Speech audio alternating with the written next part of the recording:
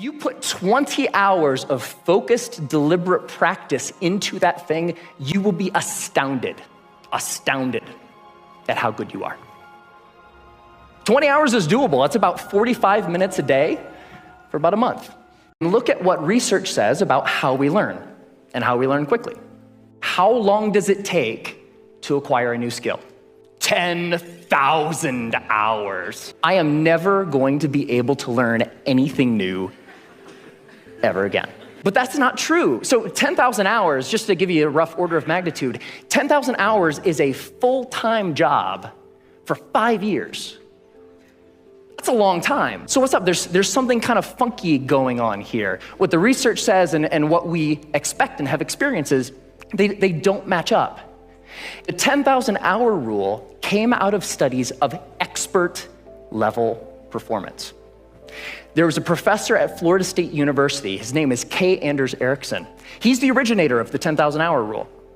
And where that came from is he studied professional athletes, world-class musicians, chess grandmasters, all of these ultra-competitive folks in ultra-high-performing fields, and he tried to figure out how long does it take to get to the top of those kinds of fields.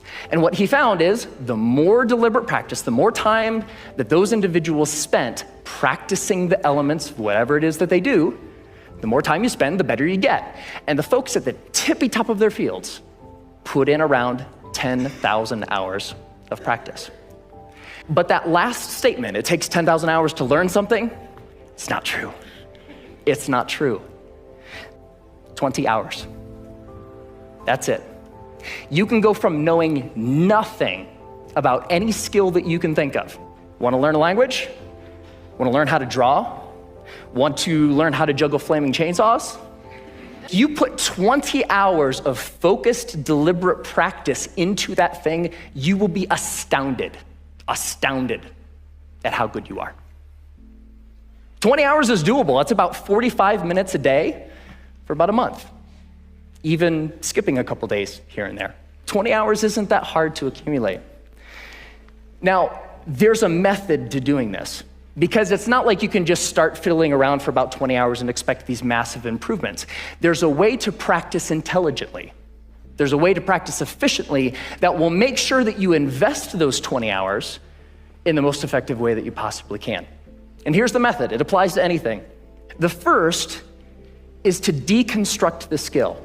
Decide exactly what you want to be able to do when you're done, and then look into the skill and break it down into smaller and smaller pieces. Most of the things that we think of as skills are actually big bundles of skills that require all sorts of different things. The more you can break apart the skill, the more you're able to decide what are the parts of this skill that will actually help me get to what I want, and then you can practice those first. And if you practice the most important things first, you'll be able to improve your performance in the least amount of time possible. The second is learn enough to self-correct. So get 3 to 5 resources about what it is you're trying to learn. Could be books, could be DVDs, could be courses, could be anything. But don't use those as a way to procrastinate on practice. I know I do this, right? Get like 20 books about the topic. It's like, I'm gonna start learning how to program a computer when I complete these 20 books. No, that's procrastination. What you want to do is learn just enough that you can actually practice and self-correct or self-edit as you practice. So the learning becomes a way of getting better at noticing when you're making a mistake and then doing something a little different. The third is to remove barriers to practice. Distractions, television, internet, all of these things that get in the way of you actually sitting down and doing the work. And the more you're able to use just a little bit of willpower to remove the distractions that are keeping you from practicing, the more likely you are to actually sit down and practice, right?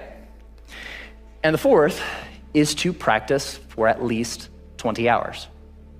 Now, most skills have what I call a frustration barrier. You know, the grossly incompetent knowing it part. That's really, really frustrating. We don't like to feel stupid. And feeling stupid is a barrier to us actually sitting down and doing the work. So by pre-committing to practicing whatever it is that you want to do for at least 20 hours, you will be able to overcome that initial frustration barrier and stick with the practice long enough to actually reap the rewards. All right, that's it. It's not rocket science. 4 very simple steps that you can use to learn anything.